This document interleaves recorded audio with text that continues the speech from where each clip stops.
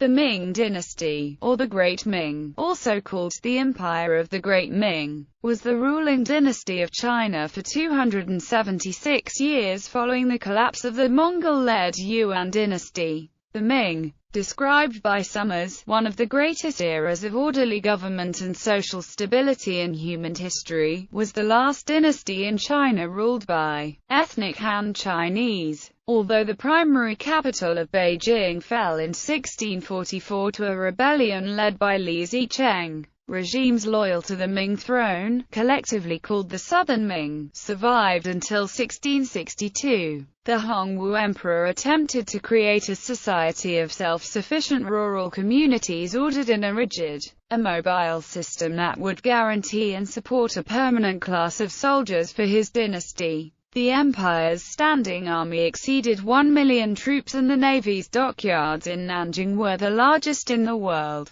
He also took great care breaking the power of the court eunuchs and unrelated magnates, infoffing his many sons throughout China and attempting to guide these princes through the Huang Ming Zuzun, a set of published dynastic instructions. This failed spectacularly when his teenage successor, the Zhaoan emperor, attempted to curtail his uncle's power, prompting the Jingyan campaign, an uprising that placed the Prince of Yan upon the throne as the Yongle Emperor in 1402. The Yongle Emperor established Jann as a secondary capital and renamed it Beijing, constructed the Forbidden City, and restored the Grand Canal and the primacy of the imperial examinations in official appointments. He rewarded his eunuch supporters and employed them as a counterweight against the Confucian scholar bureaucrats. 1. Zheng He led 7 enormous voyages of exploration into the Indian Ocean as far as Arabia and the eastern coasts of Africa. The rise of new emperors and new factions diminished such extravagances. The capture of the Zheng Tong Emperor during the 1449 Tumu crisis ended them completely. The imperial navy was allowed to fall into disrepair while forced labor constructed the Liaodong Palisade and connected and fortified the Great Wall of China into its modern form.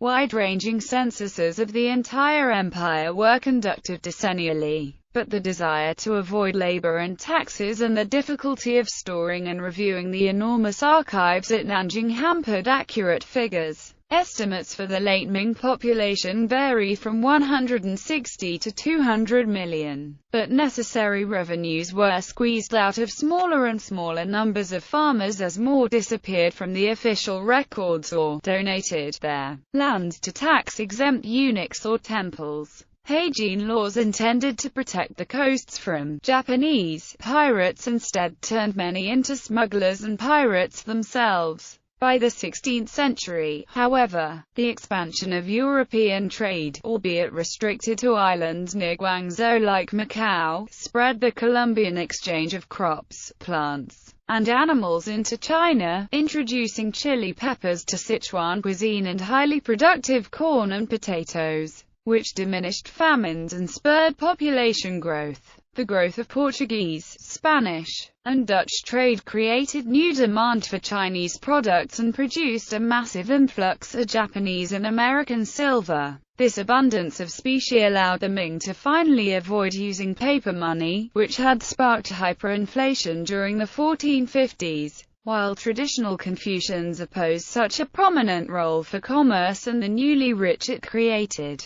the heterodoxy introduced by Wang Yangming permitted a more accommodating attitude. Zhang Zheng's initially successful reforms proved devastating when a slowdown in agriculture produced by the Little Ice Age was met with Japanese and Spanish policies that quickly cut off the supply of silver now necessary for farmers to be able to pay their taxes. Combined with crop failure, floods, and epidemic, the dynasty was considered to have lost the mandate of heaven and collapsed before the rebel leader Li Zicheng and a Manchurian invasion.